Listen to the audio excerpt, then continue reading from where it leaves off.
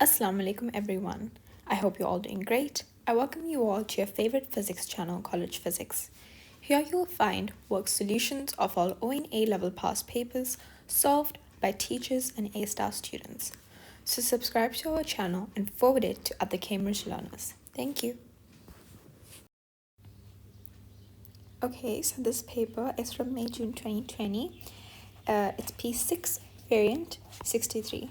The paper is for 1 hour. There are 40 marks and 4 questions, and you have to answer all of them. So let's start with question 1. A student determines the weight of a meter rule. She uses the apparatus shown in figure 1.1. The meter rule is supported by a pivot at a 10 centimeter mark and is suspended from a force meter by a loop of thread at a 90 centimeter mark. ठीक है, इस experiment में हम क्या कर रहे हैं? जो एक मीटर रूलर है, हम उसका वेट मेजर कर रहे हैं, मास नहीं, वेट. ठीक है, अब इसका मतलब क्या हुआ? आप नोटिस करें कि यहाँ पर एक साइड पे रूलर को हमने पिवट पर रखा हुआ है, ठीक है, 10 सेंटीमीटर के मार्क पर, और एक साइड पे एक थ्रेड यूज़ करके एग्जैक्ट 90 सेंटीमीटर के मार्क पे हमने इसको फोर्स मीटर से कनेक्ट किया. और फोर्स मीटर का एक और नाम होता था न्यूटन मीटर. हमने अपने लास्ट वेरिएंट में देखा था कि न्यूटन मीटर होता क्या है, इसके क्या काम होते हैं, उसकी हमने कुछ कैलकुलेशंस भी की थी. सो अगर आपने वो देखा है, so that's gonna be helpful for you. ठीक है, तो अब हमसे क्या बोला जा रहा है? The student places a 2 Newton wait at a distance L from the pivot. ठीक है, ये हमें नज़र आ रहा है. She then adjusts the height of the clamp holding the pivot so that the meter ruler is horizontal. She reads the force F onto the force meter. Figure 1.2 shows the weight and the meter rule from above. तो हमें क्या करना है कि हमें L की value निकालनी है. अब हम L की वैल्यू कैसे निकालेंगे? देखिए, हमें नज़र आ रहा है यहाँ पर हमारे पास हमारा मीटर रूल है, उस पर हमने यहाँ वेट रखा हुआ है. ठीक है, ये देखें, ये मीटर रूल है. ठीक है, हमने यहाँ पर वेट रखा हुआ है. अब जो एक साइड है वेट की, ठीक है, यहाँ पर 10 सेंटीमीटर है. अब जो यहाँ पर सेंटर में है, ठीक है, ये होगा x सेंटीमीटर, और जो बीच की लेंथ है वो होगी L. ठीक है, अब जो x सेंटीमीटर है ना, वो ये वाला x सेंटीमीटर जो एग्जैक्ट बीच में आएगा, और उस तरफ यहाँ पर 10 सेंटीमीटर, इसके बीच में और x सेंटीमीटर के बीच में हमारे पास यहाँ पर L मेजर हो रहा है. ठीक है, आई होप सबको समझ आ गया. अब हम x कैसे निकालेंगे? पहले तो हम ये देखें कि इस साइड पे हमारे पास 23 है और दूसरी साइड पे 27. ये एग्जैक्ट 23 और 27 के बिल्कुल बीच में. 23 के बाद क्या आएगा हमारे पास? 23 के बाद आएगा हमारे पास 24, फिर 25, फिर 26, और यहाँ पे 27 है. 23, 24, 25, 26, 27. अब क्योंकि 23 और 27 एग्जैक्ट सेम लेंथ पे है, यहाँ पर हमारे पास 7 मिलीमीटर्स हैं. ठीक है, ये देखिए यहाँ से लेके यहाँ तक, और यहाँ पर भी हमारे पास 7 मिलीमीटर्स है. ठीक है, तो इसके एग्जैक्ट सेंटर में होगा 25. तो बेसिकली L कहाँ से कहाँ तक आ रहा है? 10 सेंटीमीटर से लेके 25 centimetres, not 24, 25 centimetres. Therefore L की लेंथ क्या होगी?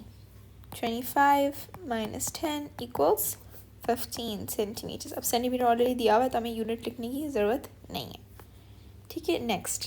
फिर हमें बताया हुआ है कि हमें जो हमने फोर्स मीटर लगाया हुआ है, न्यूटन मीटर लगाया हुआ है, उसमें क्या वैल्यू आ रही है. ठीक है, हम यहाँ पर रीड कर रहे हैं.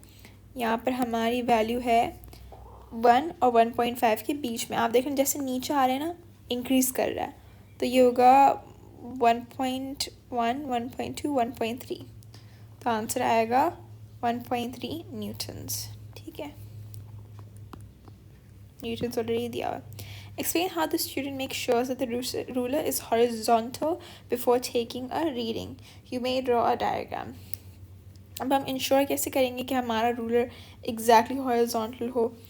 मैं आपको, अब बहुत सारे तरीके हो सकते हैं. ठीक है, एक तो आप ऐसे कर सकते हो कि मैं आपको 2 डिफरेंट तरीके बताऊंगी. पहले तो आप किसी हॉरिजॉन्टल सरफेस के साथ align with known horizontal surface. Example आपके पास विंडो है, ठीक है, एग्जाम्पल आपके पास विंडो है, मैं आपको ड्रॉ करके दिखाती हूँ। एग्जाम्पल आपके पास विंडो है, ठीक है, उसका ये नीचे का पार्ट है, विंडो पेन है यहाँ पर, this is called the window pane, right. और इसके साथ अलाइन करके आपने यहाँ पर रूलर रखा हुआ है, जो आपने एक एंड पे फोर्स मीटर से अटकाया हुआ है और दूसरे एंड पे यहाँ पर हमारे उसके साथ क्लैम्प हुआ हुआ है रॉड के साथ, समझ आ रहा है। दूसरा, by using set squares and rulers, तो क्या करेंगे, जैसे हमारा रूलर था ना, एक तरफ से क्या बना रही हूँ, रूलर था ना हमारा, एक तरफ से वो फोर्स मीटर से कनेक्टेड था, यहाँ पर हमारे पास फोर्स मीटर से कनेक्टेड था, और एक तरफ से यहाँ पर क्लैम्प से उसने रॉड पे होल्ड किया हुआ था, बल्कि पिवट पे अटका हुआ था, है ना, हाँ, यार पिवट हियर उससे था, ठीक है। और हमने यहाँ पर अपना मास रखा हुआ था। अब हम क्या कर सकते हैं कि हमने यहाँ पर एक सेट स्क्वायर लिया, ठीक है, हमने यहाँ पर एक सेट स्क्वायर लिया, सेट स्क्वायर मैंने आपको पहले ही बताया था, वो जो ट्रायंगुलर रूलर्स होते हैं वो था, और यहाँ पर एक और सेट स्क्वायर लिया, ठीक है, और उसके बीच में एक रूलर खड़ा रख दिया। ये आप एक रूलर से भी कर सकते हैं, या इसी चीज़ को आप दूसरी साइड पे भी रिपीट करें, ठीक है, आपने इसी चीज़ को दूसरी साइड पे भी रिपीट किया, ठीक है। अब अगर दोनों रूलर में सेम रीडिंग आ रही है ना, जो एक्स यहाँ है वो एक्स यहाँ है, इसका मतलब होगा एग्जैक्ट सेम रूलर लेवल किया गया है, ठीक है। फिर आप एक्सप्लेनेशन, क्योंकि आपने हमारी ड्राइंग कर दी है, तो आप लिख सकते हैं use set squares and ruler, उसके साथ आप एस भी लगा दें, to make sure both ends are at the same height from the bench, ठीक है। ये हमारे पास कंप्लीट हो गया।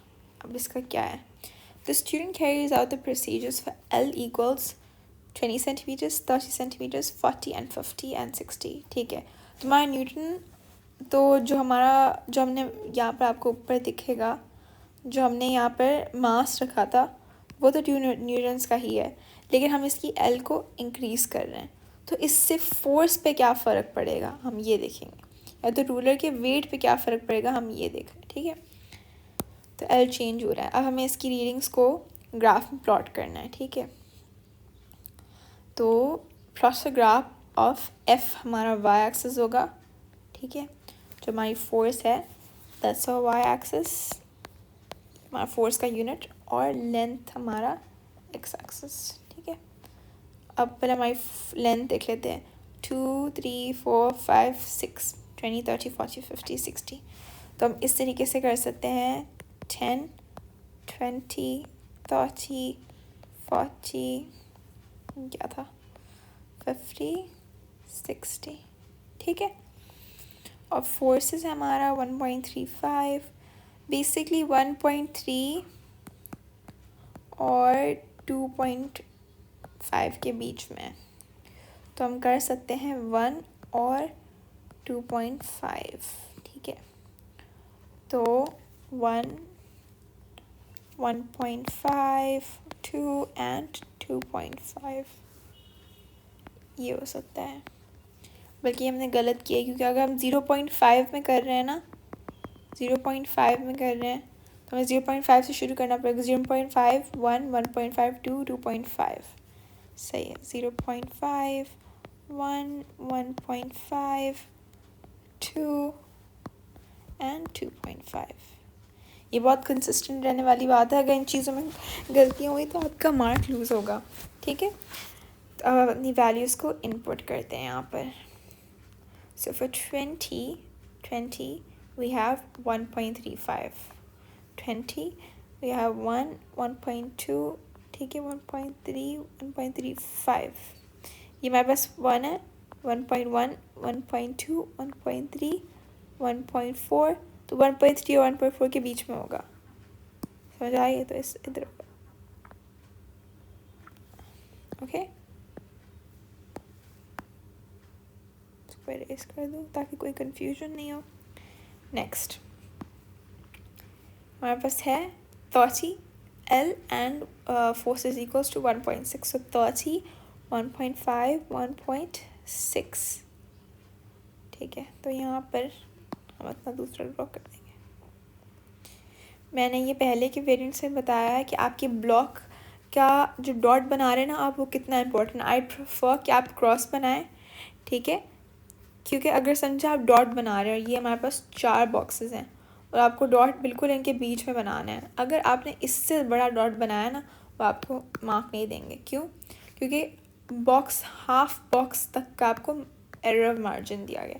सो आई डेफिनेटली प्रेफर कि आप जो ना एक्स ड्रॉ करें इस तरीके से बिल्कुल सेंटर में, लेकिन खैर बहरहाल मैं यहाँ पर एक्स नहीं ड्रॉ कर रही।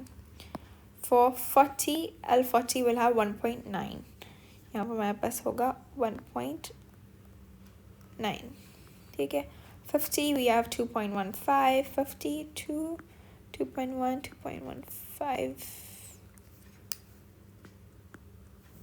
नेक्स्ट वी हैव 60 पे होगा 2.45, 60 वी हैव 2.4, 2.45, ये हमारा आ गया। अब इसमें हम अपना ड्रॉ कर लेंगे, ठीक है। मेरा रूलर कहाँ गया? ये रहा। We'll draw our gradient on it as straight as possible. Try to include as many points in it as possible. And we draw our gradient. I'm going to make sure it's very neat and clean so that I don't lose any marks. Okay. Up. From your graph, determine F0, the value for F when L equals 0. अब L equals 0 कहाँ पर है हमारे पास? L equals 0 यहाँ पर है, L equals 0। तो इसमें F की वैल्यू क्या आ रही है? ये बोलेगा ये है F1, सॉरी F0, ये है 0.5, 0.6, 0.7, 0.75 पे आ रहा है। यहाँ पर हमारे पास 0.75 पे आ रहा है, ठीक है। तो हम लिख लेते हैं F0 equals 0.75 न्यूटन्स, ठीक है।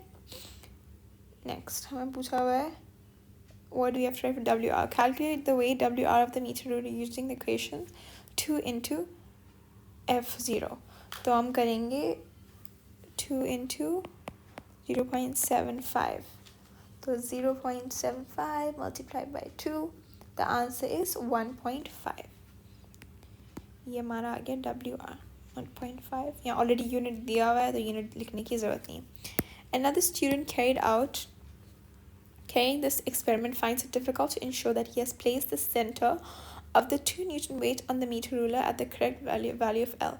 Suggest a most precise method of applying the 2 Newton load to the meter ruler in this experiment. इसका मतलब क्या है? देखिए जो यहाँ पर है, पहले मैं इसको यहाँ पूरा इरेज कर देती हूँ, ठीक है। आप ये चीज़ नोटिस करें, जो यहाँ पर हमारे पास फोर्स मीटर अटैच्ड है, हमने इसको ये लूप ऑफ थ्रेड यूज़ करके एग्जैक्ट 90 सेंटीमीटर के मार्क पे हैंग किया हुआ है, ठीक है। या पिवट भी एग्जैक्ट 10 सेंटीमीटर के मार्क पे, लेकिन हमें कैसे पता चलेगा जो हमारा वेट है ये एग्जैक्ट कौन से मार्क पे है? तो हमें एल एग्जैक्ट किस तरीके से पता चला है? हर टाइम तो हम ये मेथड तो यूज़ नहीं करेंगे ना। इस मेथड से हमने एग्जैक्ट सेंटर पॉइंट ढूंढा है हमारे जो वेट है, जो मास है उसका। यहाँ पर बेहतर तरीका क्या होगा, अब हम ये देखेंगे। बेहतर तरीका ये है कि हम यहाँ पर जिस तरीके से हमें यहाँ पर फोर्स मीटर में नज़र आ रहा है, हम एक लूप ऑफ थ्रेड यूज़ करें या लूप ऑफ कॉटन यूज़ करें, उससे हम जो ना अपना वेट उसके अंदर अटैच कर दें। एंड जिस ये यहाँ पर पोजीशन पे होगा, that would be way more precise and L would be way more precise। ठीक है, समझ आ गया सबको? तो हम exactly यही लिखेंगे यहाँ पर। कहाँ पर थे हम? हाँ नहीं, ऊपर थे, ठीक है। तो क्या पूछा गया है हमें? Suggest a way more precise method. So what we'll do is hang load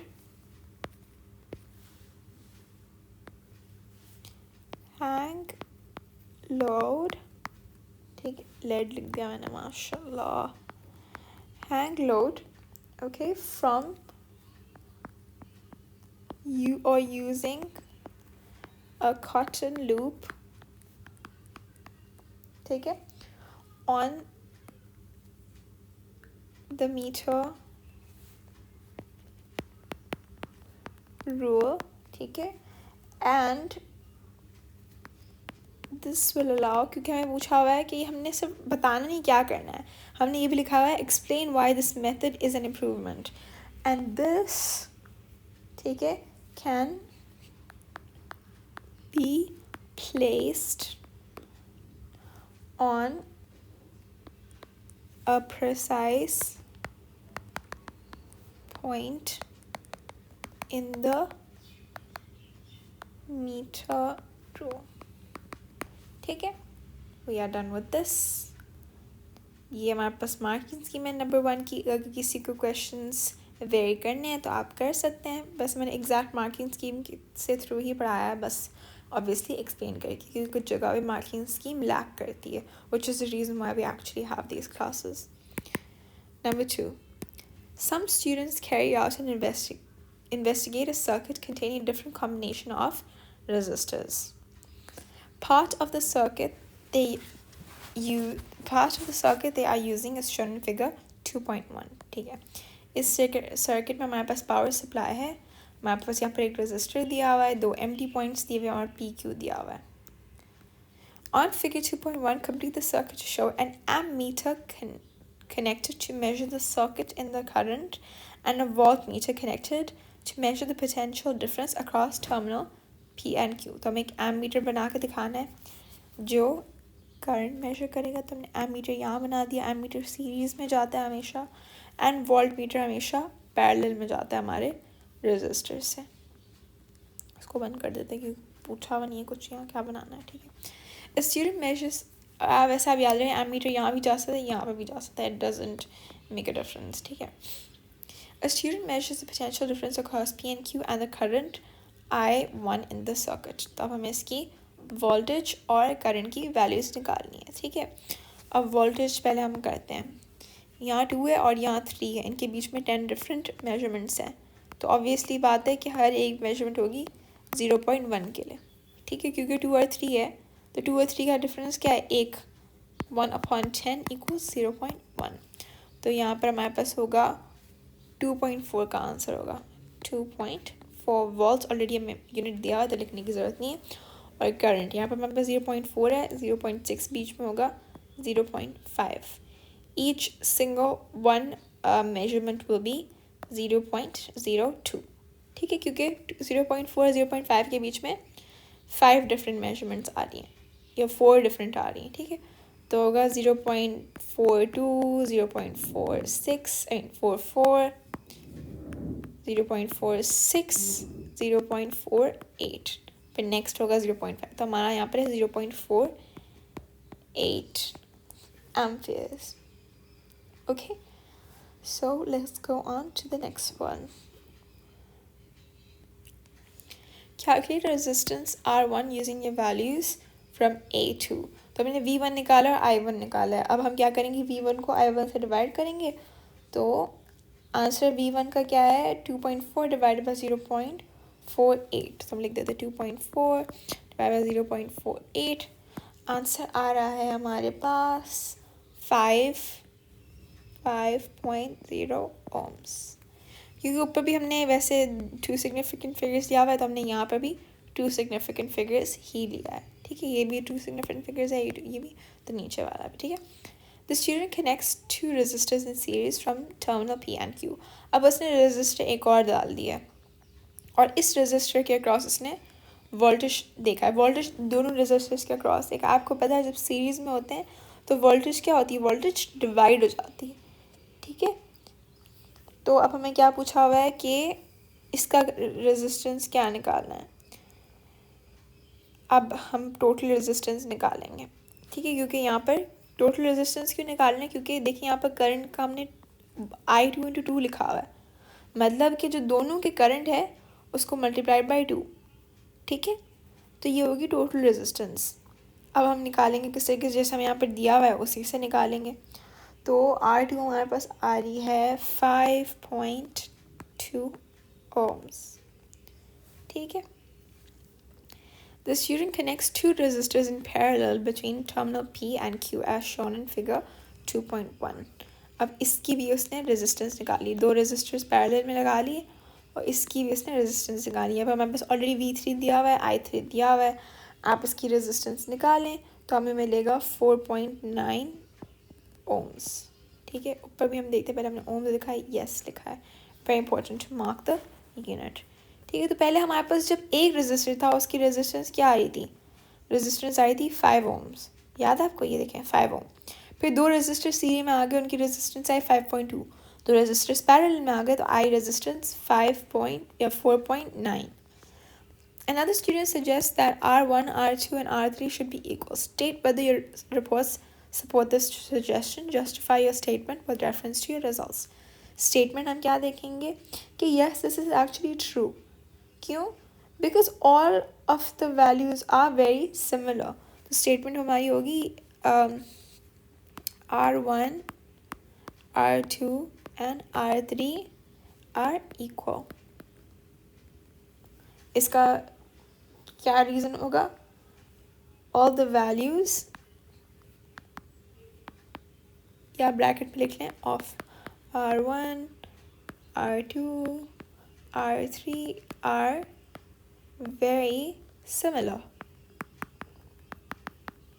मतलब अगर आपके पास एक सर्किट है, उस पर एक स्पेसिफिक वोल्टेज है हमारे पावर की वजह से और एक स्पेसिफिक करंट दिया जा रहा है, तो रेजिस्टर एक हो, ये दो सीरीज़ में हो या दो पैरेलल में हो, रेजिस्टेंस टोटल वही रहती है क्योंकि करंट और वोल्टेज टोटल वही रहता है, ठीक है। ये हमारे पास हो गया। A student wants to determine R1 by using a potential divider to vary the potential difference in the circuit. Draw the symbol for a potential divider. अब यूजुअली अगर आप सर्च करें तो आप बहुत कन्फ्यूजन होती है कि पोटेंशियल डिवाइडर का सिंबल क्या होता है। वैसे यूजुअली हमारा पोटेंशियल डिवाइडर का सिंबल ये होता है, इस तरीके से कुछ होता है। कहीं जगह पर सिर्फ इस तरीके से रेजिस्टर भी यूज़ किया जाता है, या तो प्रॉपर अगर सर्किट किसी को बनाना है पोटेंशियल डिवाइडर का तो वो इस तरीके से होता है। इसमें होता क्या है, ये मैंने बना दिया, हाँ। इसमें होता क्या है, हमारे पास डिफरेंट रेजिस्टर्स होते हैं, ठीक है, और उनकी क्या निकालते हैं, वोल्टेजेस। अब क्योंकि हमारे पास रेजिस्टर सीरीज में है तो सबका क्या सेम होगा, आई कांस्टेंट होगा, ठीक है। तो जितना हमारे पास रेजिस्टर बड़ा होगा उतना क्या होगा, हमारे पास वोल्टेज ड्रॉप बड़ा होगा, वोल्टेज ड्रॉप उतना ही कम होगा, समझ आ रही है, एंड द ऑपोजिट उसके अराउंड, ठीक है। ये हमारा पोटेंशियल डिवाइडर का हमने देख लिया, ठीक है। Briefly explain how the use of a potential divider may give more reliable value for R1 than the procedure carried out in A, ठीक है। अब ये क्यों हमें ज़्यादा प्रिसाइज वो देता है, because it can obtain the average value, ये बेसिकली एवरेज वैल्यू निकालता है। ये तो आप ग्राफ यूज़ करके भी प्लॉट कर सकते हैं, समझ आ रही है। तो हम यहाँ पर लिखेंगे कैन ऑब्टेन एवरेज वैल्यू। अगर ये एवरेज वैल्यू निकालेगा तो हमारी रेजिस्टेंस ज़्यादा एक्यूरेट आएगी इसके लिए। Potential meter, I know potential divider थोड़ा डिफ़िकल्ट होता है। अगर किसी को ये कॉन्सेप्ट क्लियर नहीं है, ट्राई वॉचिंग सम वीडियोज़ या try going through your notes, ताकि फिर आपको ये क्वेश्चन एक्चुअली समझ आए, ठीक है। यहाँ पर हमारा मार्किंग स्कीम है, अगर किसी को देखना है, वैसे कोई ज़रूरत नहीं है बिकॉज मैंने एग्जैक्टली मार्किंग स्कीम के थ्रू पढ़ाया, but everybody wants to take a screenshot and read through it, most welcome. मैं आपको दिखा दूँ आपस के कि मार्किंग स्कीम में भी हमें हर जगह बोला हुआ है कि हमें यूनिट्स लिखना लाजमी है, वो हमने कोशिश की कि हम हर जगह लिखें, ठीक है। Question number 3, a student determines the focal length of a converging lens. सबको पता होता है फोकल लेंथ क्या होती है, इट्स अ पॉइंट जहाँ पर सारी हमारी रेज आकर एक साथ मीट करती हैं, ठीक है, और ये लेंस के फ्रंट और बैक दोनों जगह पे होता है।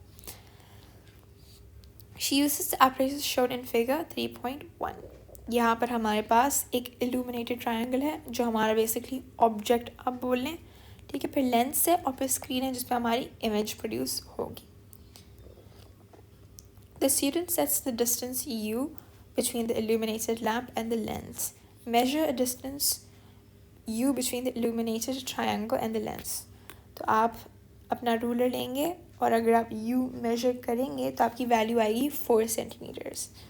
मैंने अपने रूलर से कर लिया है, ठीक है। फिर हम v की वैल्यू करेंगे तो हमारे पास आएगा 8.6 सेंटीमीटर्स। देखिए यहाँ पर पॉइंट का भी आपको फ़र्क रखना है, ठीक है, मतलब बिल्कुल एक्यूरेट वैल्यू होनी चाहिए। Figure 3.1 is drawn to 1/5 scale. मतलब क्या है कि ये अपनी एक्चुअल इमेज से 5 गुना छोटा है, तो जो वैल्यू u और v की है वो एक्चुअली क्या होगी, 5 गुना बड़ी, क्योंकि अगर पूरा का पूरा हमारा जो यहाँ पर ड्राइंग है that's 5 times smaller than the actual apparatus, the values of u and v will be 5 times larger। तो हम छोटा u है उसको हम 5 से मल्टीप्लाई करेंगे, उसको हम 5 से मल्टीप्लाई करेंगे तो आंसर बनेगा 20 सेंटीमीटर्स एंड 43 सेंटीमीटर्स, ठीक है। अब हमें calculate value of f1 for the focal length of the lens. हमें इक्वेशन भी दिया हुआ है, हमें बस f1 निकालना है। तो हमारी u की वैल्यू थी 20 multiply by 43 upon 20 plus 43। Answer आ रहा है f1 का 13, ठीक है, 13.7। अब उसके साथ यूनिट क्या आएगा, ऊपर हमारा यूनिट है सेंटीमीटर मल्टीप्लाइड बाय सेंटीमीटर, ऊपर सेंटीमीटर प्लस सेंटीमीटर। अगर कोई एडिशन हो रहा है तो सिर्फ सेंटीमीटर ही रहेगा, ऊपर मल्टीप्लिकेशन हो रही है तो होगा centimetre squared upon centimetre, cross out किया स्क्वायर को नीचे, यूनिट हो गया सेंटीमीटर्स, आंसर वो भी सेंटीमीटर्स, ठीक है। Next, briefly describe a technique to obtain an image of the screen that is as sharp as possible in the image। अब इमेज सबसे शार्प कैसे रखेंगे, हम अपनी स्क्रीन को backward and forward slowly move करेंगे कि हमें सबसे शार्पेस्ट स्क्रीन इमेज ऑब्टेन हो, ठीक है। Move screen backward and forward slowly, next. ये हमारा illuminated ट्रायंगल है और हमने यहाँ पर u और v की पोजीशन चेंज कर दी है। The student keeps the screen in the same position, however she moves the lens closer to the screen, ठीक है, until another sharp image of the triangle is seen on the screen। Measure the distance v between the lens and the screen as indicated। अब यहाँ पर हमने वापस से v की value निकाली तो आपको मिलेगा 3.5 सेंटीमीटर्स। ये वापस से 1/5 स्केल का है तो हम इसको 5 से मल्टीप्लाई कर देंगे एक्चुअल वैल्यू पाने के लिए v की, जो है हमारे पास 17.5 सेंटीमीटर्स, ठीक है। Next, the illuminated triangle and its image। ये जो हमने नेक्स्ट दूसरा एक्सपेरिमेंट किया था ना जिसमें हमने अपना लेंस को स्क्रीन से और करीब मूव कर दिया था, उसकी बात हो रही है। The illuminated triangle and its image are shown in the four slides। ये एक्चुअल हमारा ऑब्जेक्ट है, ये illuminated triangle है और ये हमारी इमेज है, ठीक है। दोनों की हम हाइट्स मेजर करेंगे, ठीक है। HO is the height of the object, HI is height of the image। HO is 2 centimeters, HI is 0.8। फिर हम मैग्नीफिकेशन निकालेंगे कि हमारी इमेज एक्चुअली हमारे ऑब्जेक्ट से कितने ज़्यादा टाइम्स बड़ी है। ऑल्दो उसमें छोटी है तो मैग्नीफिकेशन 1 से कम आएगी। क्यों? क्योंकि इमेज छोटी बन रही है। अगर इमेज बड़ी बनती, फॉर एग्जांपल डबल बनती, तो मैग्नीफिकेशन होती 2। इमेज हाफ बनेगी तो मैग्नीफिकेशन होगी हाफ, तो फिर 0.5। समझ आ रहा है? तो m का हम करेंगे 0.8/2। The answer for m is 0.4। And इसका कोई यूनिट नहीं होगा क्योंकि ऑब्वियसली मैग्नीफिकेशन है। मैग्नीफिकेशन का यूनिट नहीं होता, वो एक रेशियो बता रहा होता है कि इतने टाइम्स बड़ा है। अब हमें निकालनी है f2 की लेंथ, जो हमारा फोकल लेंथ है, ठीक है, जो हमारा दूसरी फोकल लेंथ निकालनी है। ये हम इसकी वैल्यूज़ डालेंगे। हमारी v की वैल्यू थी 17.5 थी आई थिंक, हाँ, और m की वैल्यू हमने अभी अभी निकाली है 0.4 + 1। आप ऐसे करें और अपनी कैलकुलेटर से आंसर निकालें तो आंसर बन रहा है 12.5 सेंटीमीटर। ऊपर फोकल लेंथ क्या आ रही थी हमारी, देख लेते हैं एक दफ़ा। फोकल लेंथ आ रही थी हमारी 13.7 सेंटीमीटर्स, यहाँ पर आ रही है 12.5। अब ऑब्वियसली क्योंकि हमने स्क्रीन को चेंज किया है। State one precaution that the student must take to ensure the measurements of u and v in the experiment are as reliable as possible. U and v हमारी क्या है, हमारी डिस्टेंसेस हैं, हमारे ऑब्जेक्ट से लेके स्क्रीन तक और स्क्रीन से लेके ऑब्जेक्ट से लेके हमारे लेंस तक, लेंस से लेके स्क्रीन तक। हम क्या करेंगे कि हम इंश्योर करेंगे ये जो ना मेजरमेंट्स एक्यूरेट हैं। इसके डिफरेंट वेज हैं। पहले तो हम ये कर सकते हैं कि हम रूलर को जो ना बेंच पे एग्जैक्टली क्लैम्प कर दें ताकि वैल्यूज़ हमें प्रॉपर्ली नज़र आए। ठीक है, तो हम first clamp ruler to bench. ठीक है, नेक्स्ट एक और ये भी चीज़ कर सकते हैं कि हम मेक श्योर करें कि स्क्रीन, ठीक है, lens and object are all perpendicular. ठीक है, मैं आपको एक दफ़ा ड्राइंग दिखा देती हूँ ताकि आपको समझ आ जाए। ये बात कर रहे हैं कि हम ये कैसे मेजर करेंगे कि यहाँ पर जो हम लेंथ ले रहे हैं और यहाँ लेंथ ले रहे हैं वो एक्यूरेट हो। तो मैंने आपको पहला जो चीज़ बताई थी वो ये थी कि हम यहाँ पर अपना रूलर को जो ये हमारी बेंच है ना उस पर जी क्लैम्प से अटैच कर दें। जी क्लैम्प मैंने आपको पहले बताया था, ऐसे होता है, उस पर जो ना अटैच कर देता है किसी भी चीज़ को। फॉर एग्ज़ाम्पल ये काउंटर टॉप है हमारा, तो ऊपर नीचे उसके ये नीचे से एक पार्ट है और ये ऊपर से उसने क्लैम्प कर दिया कि ये रूलर बिल्कुल स्टिल रहे और एक्यूरेट वैल्यू मिले। ठीक है, इसका मतलब बेसिकली यही था। Next, explain why method 2 is likely to produce a less accurate value for the focal length than method 1. Method 2 में हमने क्या किया, लेंस को हमने स्क्रीन के साथ ज़्यादा करीब कर दिया। अब इसमें क्या हुआ, इसमें ये हुआ कि जो हमारी इमेज है, ठीक है, वो छोटी थी, तो उसकी जो छोटी इमेज है हम इमेज की हाइट कंपैरिजन कर रहे हैं। देखा आप लोगों ने, हमने फोकल लेंथ हमने किस तरीके से निकाली, इमेज की मैग्निफिकेशन यूज़ करके। हालांकि पहले हमने फोकल लेंथ किस तरीके से निकाली थी, हमने निकाली थी u और v यूज़ करके, जो लेंस है हमारी उसको यूज़ करके। समझ आ रही? तो इस वाले में हम इमेज यूज़ कर रहे हैं। अब इमेज जो हमारी बन रही है, आपने देखा कितनी छोटी सी है, उसकी लेंस मेजर करना कितना डिफ़िकल्ट होगा। तो हम लिखेंगे image is small therefore difficult to measure height. ठीक है, suggest one improvement to make method 2 more accurate. Method 2 का हम एक्यूरेट किस तरीके से करेंगे कि हम हाइट्स जो मेजर कर रहे हैं हमारे इमेज की वो एक्यूरेट हो।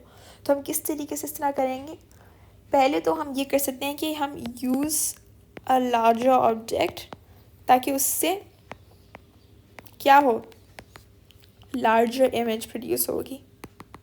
ठीक है, तो उसकी हाइट निकालना ज़्यादा आसानी होगी। या तो फिर we mark top and bottom of image on screen and measure letter. मतलब हमने इमेज जो हमारी स्क्रीन पे बन रही है, हम उसका टॉप और बॉटम मार्क कर लें स्क्रीन पे, और फिर जब इमेज मतलब हम स्क्रीन को रिमूव करें और उससे हम मेजरमेंट्स लें कि ये इतनी इसकी हाइट है। ये हमारे पास हमारी मार्किंग स्कीम आ गई। अगर किसी को कुछ समझ नहीं आ रहा आप इससे देख लें, अगर किसी को कंपैरिजन करना है, बल्कि मैंने आपको एग्जैक्टली मार्किंग स्कीम से ही पढ़ाया था फिर भी। नेक्स्ट हमारा इन्वेस्टिगेशन आ गया यहाँ पर, question 4। A student investigates the factors affecting the electrical output of a solar cell. मतलब आपको पता है जैसे हमारे पास सोलर सेल्स होते हैं, उससे हम इलेक्ट्रिसिटी प्रोड्यूस करते हैं, सही है। तो ये वही मेजर कर रहा है कि electrical output of a solar cell. ठीक है। A solar cell is a device which transforms light energy into electrical energy. मैंने आपको बताया था कि हमारी लाइट एनर्जी आती है, उससे हम करंट प्रोड्यूस करते हैं, इलेक्ट्रिसिटी प्रोड्यूस करते हैं। Plan an experiment which will enable him to investigate how potential difference across the terminal of the solar cell varies with the angle of the incident light. मतलब क्या है कि potential difference across the terminal of the solar cell है हमारे पास, उसके terminals पे हमने potential difference है जो produce हो रहा है क्योंकि हमारे पास light आ रही है। अब incident light का जो angle है उससे depend कर रहा है। मतलब कि अगर समझे इंसिडेंट लाइट, ये हमारा सोलर पैनल है, ठीक है। इंसिडेंट लाइट है तो यूँ आ रही है या यूँ आ रही है या यूँ आ रही है, उन सब से इसका जो प्रोड्यूस हो रहा है वोल्टेज या करंट वो इस पर डिपेंड कर रहा है। ये इन्फिनिटी नहीं है, सॉरी, प्रोपोर्शनल या तो फिर इनडायरेक्टली प्रोपोर्शनल। मतलब कि कोई रिलेशन है angle of the incident light and the actual potential difference it produces, ठीक है। The apparatus available includes a solar cell and a laboratory lamp. अब इससे हम करेंगे क्या, बेसिकली हम laboratory lamp लेंगे, उसको डिफरेंट एंगल्स से हम अपनी सोलर जो सेल है उस पर पॉइंट करेंगे और देखेंगे कि कितना वोल्टेज प्रोड्यूस हो रहा है। समझ आ रही है सबको? In your plan you should list any additional apparatus is needed, ठीक है। State the key variables to be kept constant. Explain briefly how to carry out the experiment, including any precautions that must be taken to ensure reliable results. ठीक है, precautions निकालनी है. And draw a table with column headings to show the display readings. कि हम अगर experiment करेंगे उसमें हम एक टेबल बनाएंगे, उसकी हेडिंग्स क्या होगी, हमें एक्चुअली वैल्यूज़ नहीं लिखनी. Explain how you will use those readings from your table obviously to reach conclusion. तो सबसे पहले शुरू करते हैं. हमारे पास डायग्राम हमें इस वाले में बनाने के लिए नहीं दिया गया है, बट आप इसमें लिखा हुआ है you may add to figure 4.1 और draw another diagram if it helps explain your plan. तो हम क्या करेंगे, क्यों लंबी करें, क्यों दूसरा डायग्राम ड्रॉ करें, इसी डायग्राम पे हम क्या करते हैं, एडिशनल चीज़ें कर लेते हैं अगर हमें कुछ बनानी है. So let's start. सबसे पहले हमें क्या करना है, लिस्ट एनी एडिशनल एपरेटसेस नीडेड. अब एडिशनल एपरेटसेस में हमें पता है कि हमें जो ना एनएमएस की वोल्टेज मालूम करनी है और वो भी डिफरेंट एंगल्स ऑफ लाइट पे, ठीक है. तो वोल्टेज मालूम करने के लिए सबसे पहले तो बहुत एक इम्पॉर्टेंट चीज़ होगी वोल्ट मीटर, सबसे पहला, ठीक है. फिर हमें एंगल मेजर करने के लिए जिससे लाइट हिट करी हम यूज़ करेंगे प्रोट्रैक्टर हम यहाँ पर प्लेस कर लेंगे, समझो यहाँ पर अटैच कर लेंगे, ठीक है. यहाँ से हमें पता चल जाएगा कि कितने डिग्रीज पे ये टिल्ट हुआ है और कितने डिग्रीज पे इससे लाइट हिट कर रही है, ठीक है. नेक्स्ट हम देखेंगे फॉर एग्ज़ाम्पल अगर यहाँ पर देखें लिखा आ रहा है ये 90 है और ये है 180. Let's just say this is 110. तो पता है कि 110 के एंगल से इस पर लाइट हिट कर रही है. ऑल्सो एक और चीज़ जो आपको पता होनी चाहिए वो है यहाँ पर मीटर रूलर यूज़ होगा. मीटर रूलर क्यों यूज़ होगा यहाँ पर, ताकि हम देखें कि लाइट की डिस्टेंस हमारे इसके डिस्टेंस से हर डिफरेंट एंगल पे सेम हो, ठीक है. तो ये चीज़ें आपको पता होनी चाहिए. अभी हम लिख लेते हैं additional apparatuses that we will need. Okay, additional apparatuses needed. Additional apparatuses पहले तो हमारे पास होगा क्या बोला था मैंने, प्रोट्रैक्टर. प्रोट्रैक्टर सही लिखा है, पता नहीं, खैर एक फिजिक्स का पेपर है, इंग्लिश का नहीं. नेक्स्ट नहीं, मैं मजाक कर रही हूँ, ये कोई नहीं करे स्पेलिंग्स प्लीज़, सब सही लिखने की कोशिश करें. प्रोट्रैक्टर है और मैंने क्या बनाया था यहाँ पर, हाँ, we had a volt meter and we had a meter rule, ठीक है. नेक्स्ट हमसे क्या पूछा गया है, state the key variables to be kept constant. What were the things that would need to be constant. First distance क्या थी, distance of lamp from solar cell, ये कांस्टेंट रहेगा, ठीक है. सेकंड पे क्या चीज़ कांस्टेंट रहेगी हमारे पास, ये चीज़, एक और चीज़ कांस्टेंट रहनी चाहिए हमारे पास, वो है कि लाइट इंटेंसिटी ऑफ लैम्प. अगर किसी के दिमाग में कोई और चीज़ आ रही है जो कॉन्स्टेंट रहनी चाहिए तो आप लिख दें, बट मुझे खैर अभी इतनी दिमाग में आ रही है। ठीक है, ये 2 चीज़ें मैंने लिख दी। ठीक है, next, explain briefly how you would carry out the experiment, including any precautions that must be taken to ensure reliable results. तो हम एक्सपेरिमेंट किस तरीके से करेंगे? ठीक है, एक्सपेरिमेंट हम इस तरीके से करेंगे, वो ये है कि use a protractor to measure the angles at which light hits the solar cell. ठीक है, second cheese, using a voltmeter, note down the voltages the cell produces for different angles of light. ये एक और चीज़ आ गई, ये करेंगे। और हमने इसमें मेजर ये भी लिख दिया कि प्रोट्रैक्टर यूज़ करें ताकि इंश्योर हो। Use a ruler to make sure distance between lamp and cell is same, a constant for all angles of light. ठीक है, ये हमने और चीज़ें लिख ली जो हमारे एक्सपेरिमेंट को एक्सप्लेन करी है और प्रिकॉशंस बता रहे हैं। अब हमें टेबल ड्रॉ करना है। टेबल इस तरीके का होगा कि टेबल होगा एंगल ऑफ लाइट, ठीक है, और एंगल ऑफ लाइट होगा डिग्रीज में। नेक्स्ट होगा हमारे पास वोल्टेज अक्रॉस सोलर सेल, इसका यूनिट होगा वोल्ट्स। ठीक है, यूनिट्स बनाना प्लीज़ ना भूलें। ये क्या कर दिया मैंने? हाँ, यूनिट्स बनाना प्लीज़ ना भूलें। Next, explain how to use the readings to come to a conclusion. Compare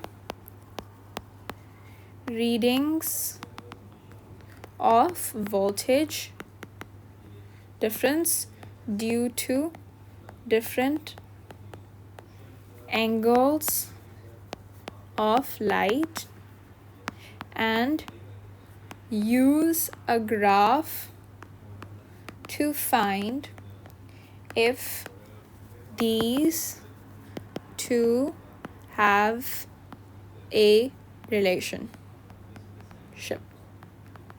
मतलब क्या है कि आप ग्राफ प्लान करेंगे, उसमें आप यहाँ पर जैसे हमारा इंडिपेंडेंट वेरिएबल क्या है, यहाँ पर इंडिपेंडेंट वेरिएबल हमारे पास ये है एंगल्स। ठीक है, एंगल ऑफ लाइट डिग्रीज में, और फिर यहाँ पर हम लिखेंगे वोल्टेज वी में। ठीक है, तो आप अगर ये इस तरीके से होगा मतलब इनका डायरेक्ट रिलेशनशिप है।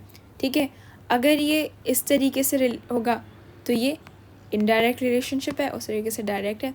अगर ये समझे इस तरीके से हो कुछ भी, देन देयरफॉर नो रिलेशनशिप। समझ आ रही है आपको? ग्राफ से आपको पता चल जाएगा कि वोल्टेज में एंड डिफरेंट एंगल्स में क्या रिलेशनशिप है।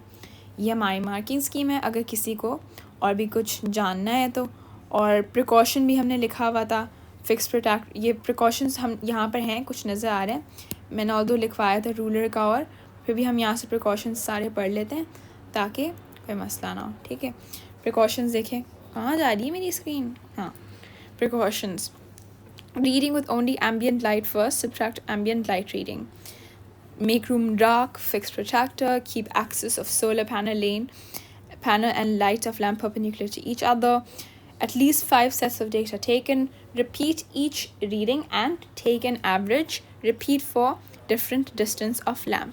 ये additional चीज़ें हैं जो आप लिख सकते हैं। ठीक है, एंड ऑनेस्टली जो ये वाला है ना, repeat for different distances of lamp, that's possible, पर आप और कुछ नहीं कर रहे, बस एक्सपेरिमेंट को लंबी कर रहे हैं. पर अगर आपके दिमाग में ये आया है then you should definitely write it. These are all the precautions. उसके अलावा पूरा एक्सपेरिमेंट हमने लिखा हुआ है. I hope everybody understood everything. अगर किसी को कुछ समझ नहीं आया please mention it down in the comments below and I will make sure to get back to you. Thank you so much for joining us today. Hafiz.